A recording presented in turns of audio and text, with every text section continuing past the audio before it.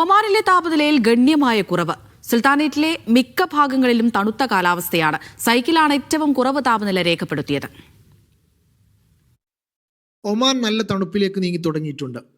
പകലിനെ അപേക്ഷിച്ച് രാത്രിയിൽ കൂടുതൽ തണുപ്പ് അനുഭവപ്പെടുന്നുമുണ്ട്. സിവിൽ ഏവിയേഷൻ അതോറിറ്റിയുടെ കണക്കനുസരിച്ച് കഴിഞ്ഞ 24 മണിക്കൂറിനുള്ളിൽ ഒമാന്റെ മിക്ക ഭാഗങ്ങളിലും താപനിലയിൽ കുത്തനെ ഇടിവ് രേഖപ്പെടുത്തിയതായി കാണാം. സൈക്കിളാണ് ഏറ്റവും കുറഞ്ഞ താപനില രേഖപ്പെടുത്തിയത്, 3.1 ഡിഗ്രി സെൽഷ്യസ്. യാങ്കലിൽ 11.6 ഡിഗ്രി സെൽഷ്യസ് രേഖപ്പെടുത്തിയപ്പോൾ അൽക്കബീൽ, നിസ്വ, ഇബ്ര എന്നിവിടങ്ങളിൽ 13 ഡിഗ്രി സെൽഷ്യസ് താപനിലയാണ് രേഖപ്പെടുത്തിയത്.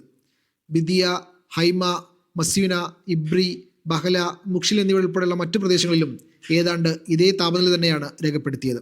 CAA കാലാവസ്ഥാ മുന്നറിയിപ്പുകളൊന്നും നൽകിയിട്ടില്ല.